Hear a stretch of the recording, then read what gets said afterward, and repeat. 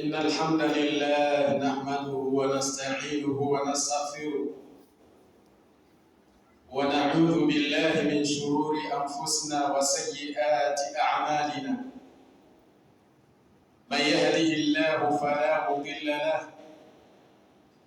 ومن يضلل فلا هادي له، وأشهد أن لا إله إلا الله وحده لا شريك له، وأشهد أن محمدًا عبده ورسوله صلى الله عليه وآله وصحابته ومن سار على طريقته إلى يوم الدين، وبعد. يقول تبارك وتعالى: فانكحوا ما طاب لكم من النساء مثنى وثلاث ورباع وإن خفتم ألا تعدلوا فواحدا. وقال صلى الله عليه وسلم: فانكحوا الولود الولود فإني مكاثر بكم الأمم يوم القيامة. Ndugu zangu watukufu, baada ya kumhimidi Allah subhanahu wa ta'ala sambamba na kumtakia sala na salamu mtume mtukufu Nabii Muhammad sallallahu alayhi wasallam, hii ni khutbatu alhaja, khutbatu nikah. Ilikuwa ni sunna yake mtume sallallahu alayhi wasallam, anapozesha anasoma aya chache hivi ambazo zina mnasaba wa tukio lenyewe, tukio la ndoa, lakini aya zote ndani yake zina usia mkubwa wa Allah subhanahu wa ta'ala, nao ni kunako jambo la uchamungu, kwa sababu hilo ndiyo miongoni mwa makusudio ya ndoa. Ndoa ni mkataba wa hiari baina ya mume na mke wa kuishi kwa amani na furaha kwa lengo la kusaidiana kumcha Allah subhanahu wa ta'ala, kwa sababu mume ni nusu ya mtu na mke ni nusu ya mtu. Kwa hivyo kila mmoja anamchangia mwenzie kukamilisha ile nusu inayobakia. Naeleweka vizuri eh? Na ndoa ni taasisi muhimu sana katika kuijenga familia kisha jamii. Kwa hivyo si jambo la maskhara hata kidogo, ni jambo ambalo watu wanatakiwa walifahamu vizuri. Na kumekuwa na minong'ono baina ya wanawake, maana wenzetu wanakuwa na utaratibu wakati jambo hili linaelekea kwenye kukamilika kwake, wanapeana mafunzo, ijapokuwa mengine yanachukua muda mfupi, mengine yanachukua muda mrefu, lakini wenzetu wanawake wanapeana mafunzo. Utasikia kuna kitchen darasa na kadha wa kadha. Hamjawahi kusikia hayo? Sasa malalamiko yao kwetu sisi wanaume, wanasema kwamba sisi wanawake walillahi alhamdu, wawe tunapeana mafunzo, maelekezo. Yule anayekwenda kuolewa tunampa miiko ya ndoa, natakiwa afanye nini kwenye ndoa. Shida kwenu nyinyi wakina baba, nyinyi wanaume, nyinyi hamna utaratibu huo. Sasa inatokezea mwanamke aliyeolewa akayafanyia kazi yale mafunzo aliyokwisha kupewa siku chache au siku ile ile anakwenda kuolewa, anajitahidi kuyafanyia kazi namna ya kumtriti mumewe, afanye vipi ili atekeleze yale majukumu yake ya kindoa. Sasa kwa wanamume ndo kimbwanga huko balaa, yaani mtu anaingia kwenye ndoa, kwenye majukumu ya ndoa, hajui wajibu wake, hatekelezi chochote katika wajibu za ndoa, na ndiyo shida inaanzia hapo. Ndoa nyingi hazidumu, hasa ndoa zetu sisi Waislamu. Kwa hiyo liqaa yetu hii fupi ni kwa ajili ya kukumbushana wajibu wa wanandoa. Kwa ufupi sana, tajitahidi kulifanya jambo liwe fupi sana. Kwanza ni wajibu wa mume kwa mke wake au wake zake. Mume ndiye msimamizi wa familia na wajibu wake mkubwa, pamoja na kutimiza masharti ya ndoa, yani wafau bishurut. Huu ndio wajibu wa kwanza. Wajibu mkubwa kabisa ni kutimiza masharti yote halali yaliyowekwa wakati wa kufunga ndoa, kama vile mke kuomba asitolewe nje ya mji wake.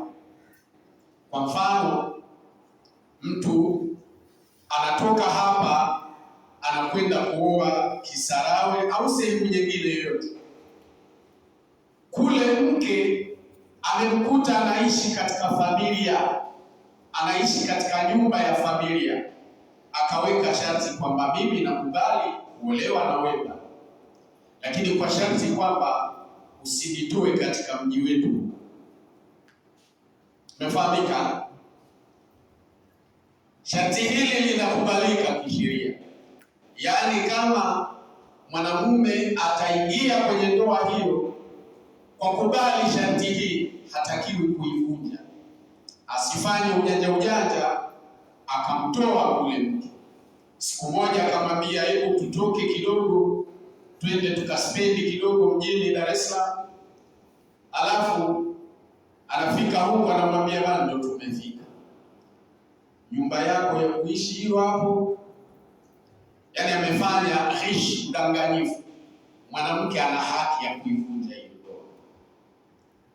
Eleka, inawezekani mambo mageni hivi kwa sababu hayazungumzwi mara kwa mara, na ndio maana nikasema nitazungumza vidokezo fulani hivi ambavyo wakati mwingine sisi tunahalifu hizi sharti za ndoa, na hilo likapelekea ndoa zetu kuingia kwenye mitafaruku na mwisho wa siku ndoa zinavunjika. Au akaweka sharti kwamba anapoolewa yeye asiletewe mke mwingine, na mwanamume ukakubali, ndio. Yaani wakati ule pengine unataka tu anasema unafanya ujanja ili jambo lipite, lakini kisha pita jambo lako, wewe dhamira yako ni kuoa mke mwingine. Sharti hii kama uliikubali mwanzo, hutakiwi kuivunja, bali unatakiwa kuitekeleza. Usimletee kweli mke mwingine. Lakini kama mazungumzo yenu mwanzo, mkataba wenu ilikuwa kwamba hapana, ili jambo ni jambo la kisheria, mimi nakuoa wewe, sasa hivi uko mwenyewe, lakini ikilazimika kuoa mke mwingine nitafanya hivyo, na yeye akawa tayari, basi ahlan wa sahlan, mambo yaendelee. Mtume sallallahu alaihi wasallam amesema katika maana ya hadithi, masharti ya ndoa ndiyo yenye haki zaidi kutimizwa. Tunatimiza masharti mengine, lakini masharti ya ndoa ndiyo yenye haki zaidi kutimizwa, kwa sababu mnakwenda kutengeneza msingi wa familia. Kwa hiyo uongo na udanganyifu hautakiwi. Lakini sharti nyingine ni kuishi naye kwa wema na kutoa matumizi, yani husnul ishra wan nafaqa. Mume lazima amlishe na kumvisha mke wake kwa kadri ya uwezo wake. Allah subhanahu wa ta'ala anasema, liyunfiq fu sa'ati min sa'atihi wa man qudira alayhi falyunfiq mimma ataahu, atoe mwenye wasaa kiasi cha uwezo wake, na yule ambaye Allah subhanahu wa ta'ala amembania kipato chake, riziki yake ni finyu, basi atoe kile ambacho Allah subhanahu wa ta'ala amemruzuku.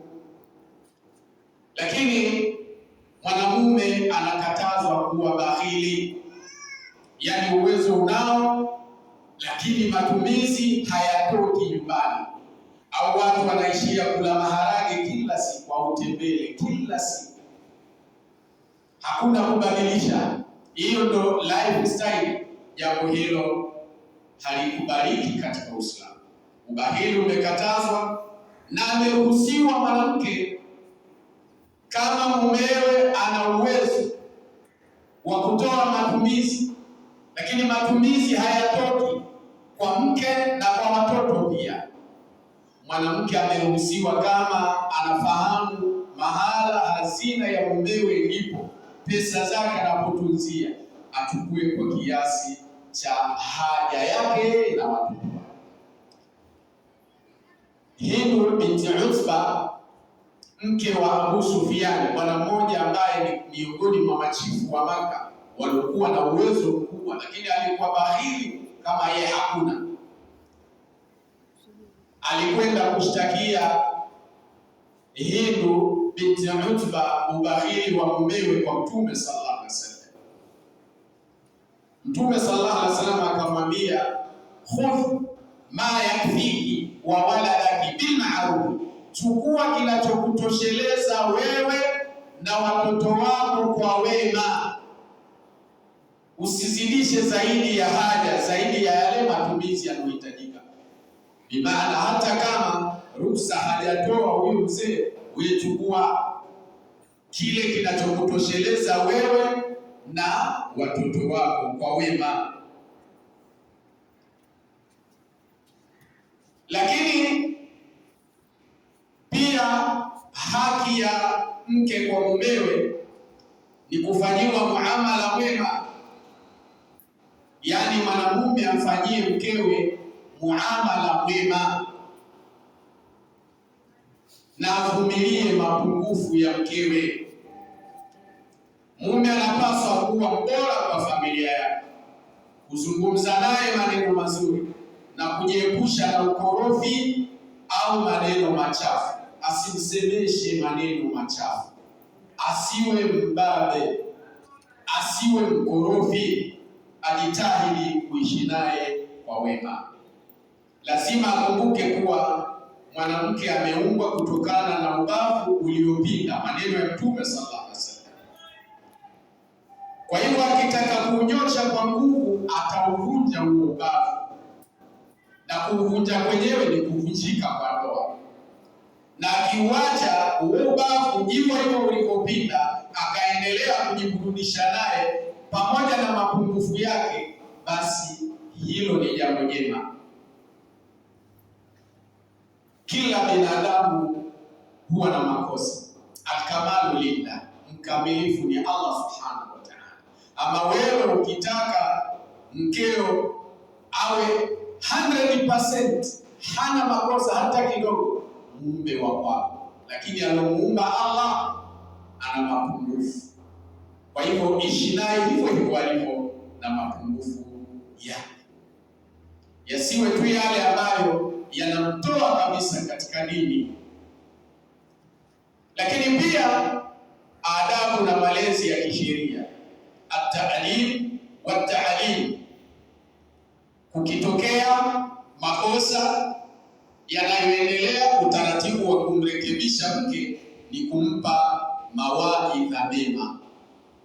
Allah subhanahu wa ta'ala asema, wallati takhafuna nushuzahunna fa'adhuhunna, wale wanawake ambao mnahofia ukorofi wao, basi wapeni mauidha.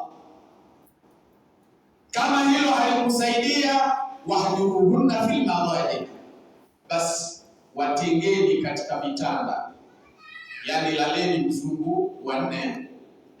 Huyu anageukia huku, huyu ikibidi mzee piga jinsi yako safi na mkanda funga. Asikupapase papasi. Akipapasa papasa unamwambia unayonitendea hayako sawa. Hilo ni katika hatua za